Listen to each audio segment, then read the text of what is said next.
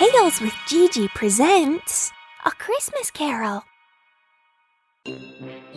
Once upon a time, on Christmas Eve, old Scrooge sat busy in his office.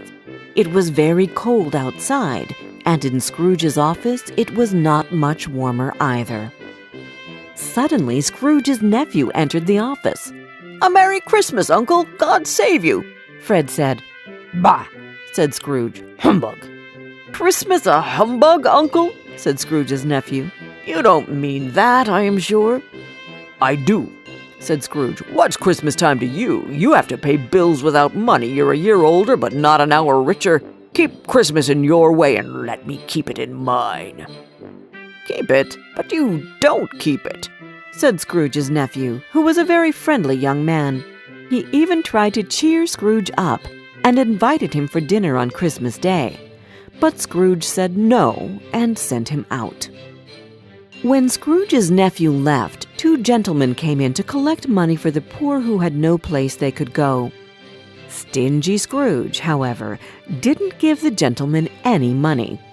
"Are there no prisons? Are there no workhouses?" he asked sarcastically, and told them to leave the office. When it was time to close the office, Scrooge talked to his clerk, Bob Cratchit. "You want all day off tomorrow, don't you?" said Scrooge.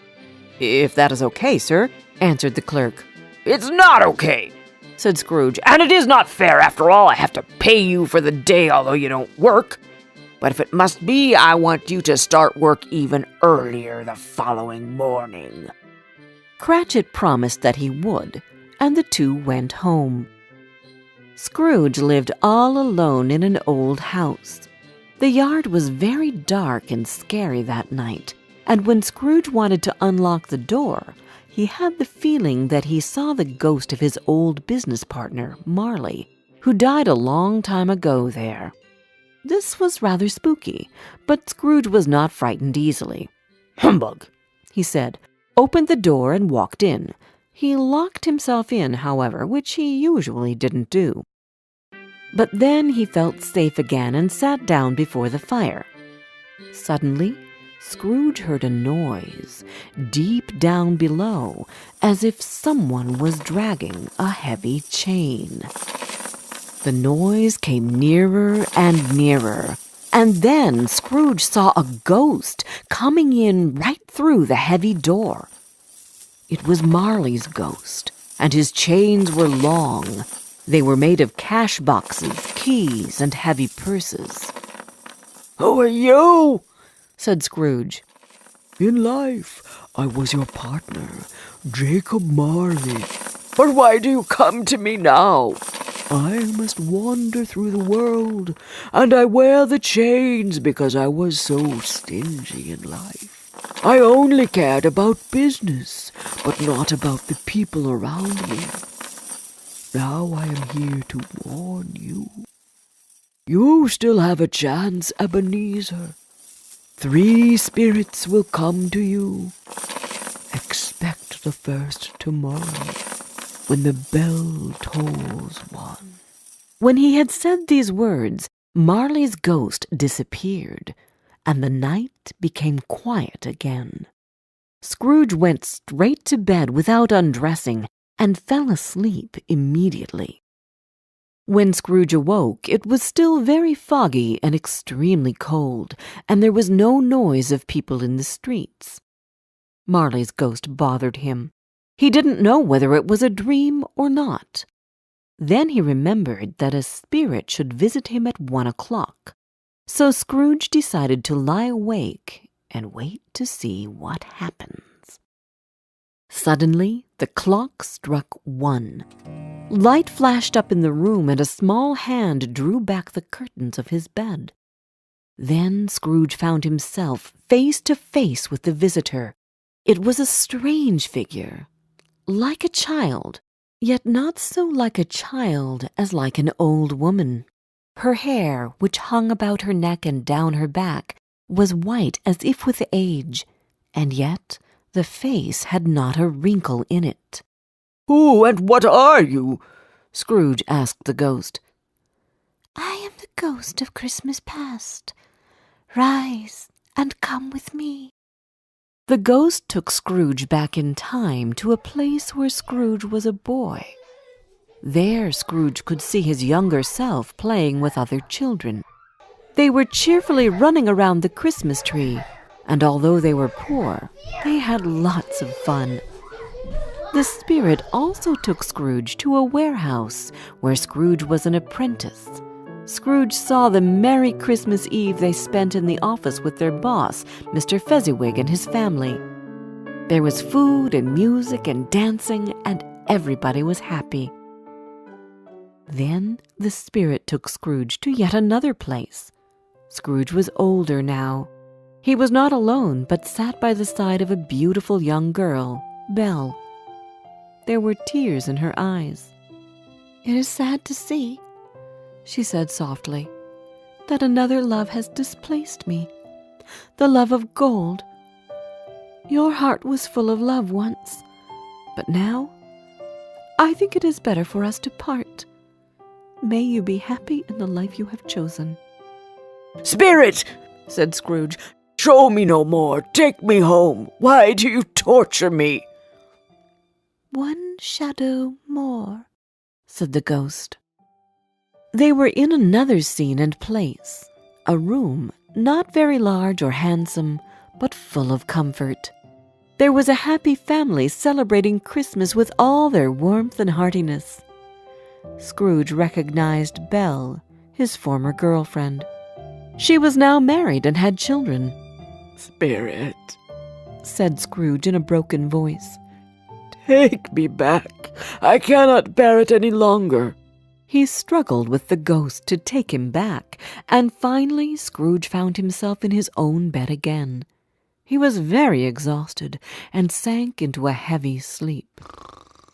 Scrooge woke up in the middle of a snore, just before the clock struck 1 again. He sat up in his bed and waited for the second ghost to come.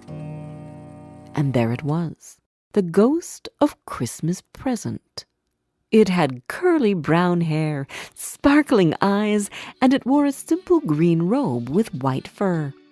Its feet were bare, and on its head it wore a holly wreath. The ghost took Scrooge to Bob Cratchit's house, a very poor little dwelling. In the kitchen you could see Mrs. Cratchit preparing Christmas dinner.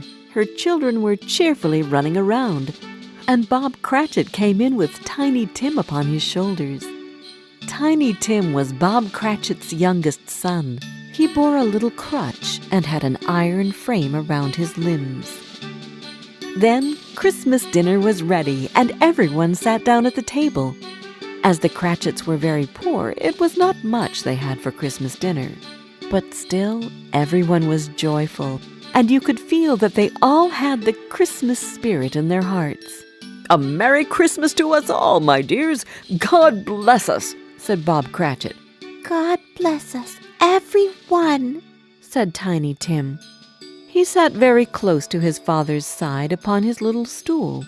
Bob held his little hand, as if he feared to lose him. "Spirit," said Scrooge, who felt sorry for the boy, "tell me if Tiny Tim will live." "I see an empty seat," replied the ghost, "and a crutch without an owner. If these shadows don't change in the future, the child will die." This made Scrooge very sad, but the spirit went on and took Scrooge to his nephew's house. Fred and his friends had a very cheerful party and played games. Scrooge really enjoyed their party and wanted to stay for another while. But in a second it all faded, and Scrooge and the spirit were again on their travels. Suddenly, Scrooge noticed something strange about the ghost. 2 children-like figures were at the ghost's feet, a boy and a girl. But they looked old and dreadful, like little monsters. Scrooge was shocked. "Spirit, are they your creatures?" Scrooge asked. "They are man's creatures," said the spirit. "The boy is ignorance. The girl is want. Beware them both, but most of all, beware this boy," said the spirit. Have they no place they can go?" asked Scrooge. "Are there no prisons? Are there no workhouses?" The spirit turned on Scrooge with his own words. The bell struck 12. The ghost of Christmas Present disappeared, and at the last stroke of the bell, Scrooge saw the third ghost coming towards him.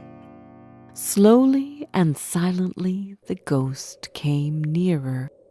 It was very tall and wore a deep black piece of clothing which covered its whole body and left nothing of it visible but one outstretched hand.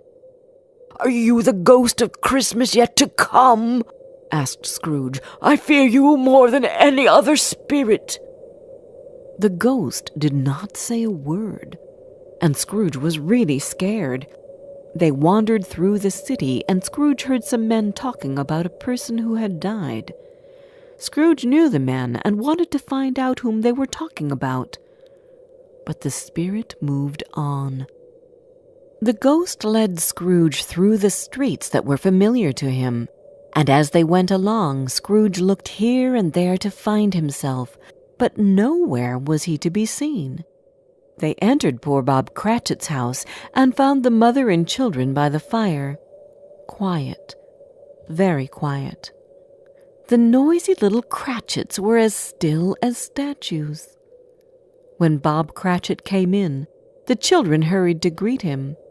Then the two young Cratchits got upon his knees and laid their little cheeks against his face, as if to say, "Don't mind it, Father. Don't be sad." "You went there today?" said his wife. "Yes, my dear," returned Bob. "I wish you could have gone. It would have done you good to see how green the place is. But you'll see it often. I promised him that we would walk there every Sunday." "My little child," cried Bob. "My little child." He broke down in tears. He couldn't help it. If he could have helped it, he and his child would have been farther apart, perhaps, than they were. The ghost moved on and took Scrooge to a churchyard. The spirit stood among the graves and pointed down to one. Scrooge slowly went towards it, and following the ghost's finger, read upon the stone of the grave his own name. Ebenezer Scrooge. "Spirit!" Scrooge cried, "hear me! I am not the man I was. I will not be the man I must have been so far. Why show me this if I am past all hope? Good Spirit, I will honor Christmas in my heart and try to keep it all the year. I will live in the past, the present, and the future. The spirits of all three shall be within me. I will not ignore the lessons that they teach. Oh, tell me that I may change my fate." Full of fear, Scrooge caught the spirit's hand. But the spirit suddenly changed. It shrunk and faded, and finally turned into a bedpost. Yes, and the bedpost was his own. The bed was his own. The room was his own. Best and happiest of all, the time before him was his own, and he could make the best of it. "I will live in the past, the present, and the future," Scrooge repeated as he got out of bed. "I don't know what to do. I'm as happy as an angel. I don't know what day of the month it is. I don't know how long I've been among the spirits. Hello? Hello there!" He ran to the window, opened it, and put out his head. "What's today?" cried Scrooge, calling downward to a boy in Sunday clothes. "Today?" replied the boy. "Why, Christmas Day."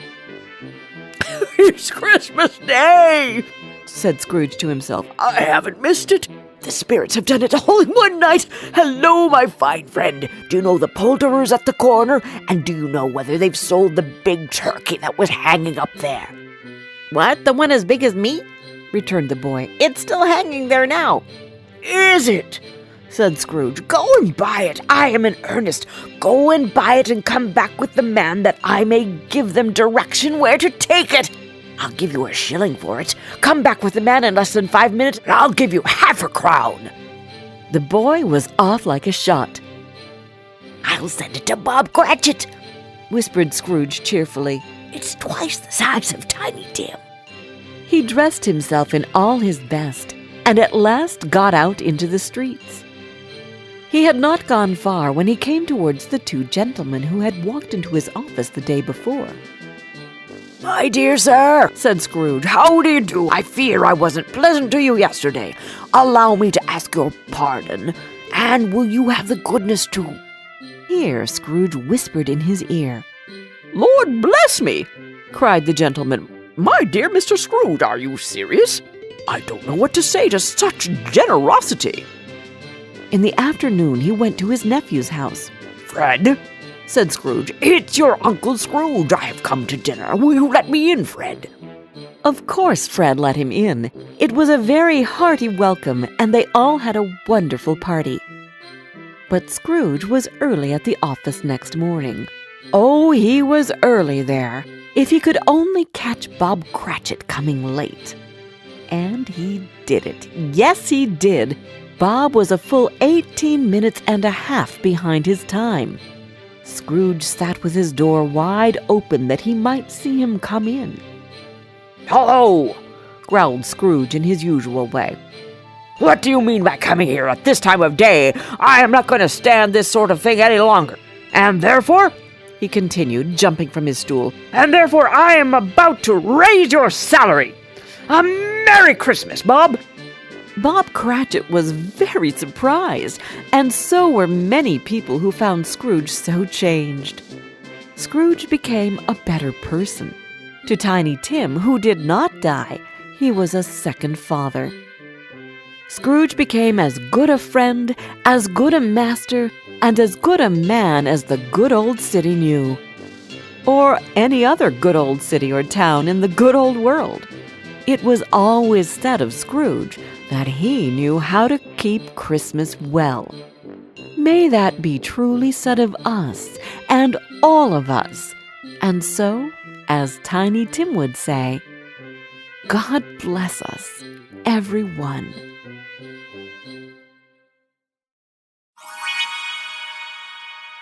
Did you like this story?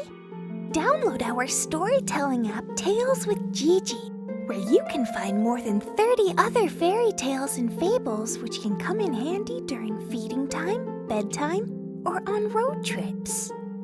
And don't forget to subscribe to our channel. We've got new tales coming out every Wednesday.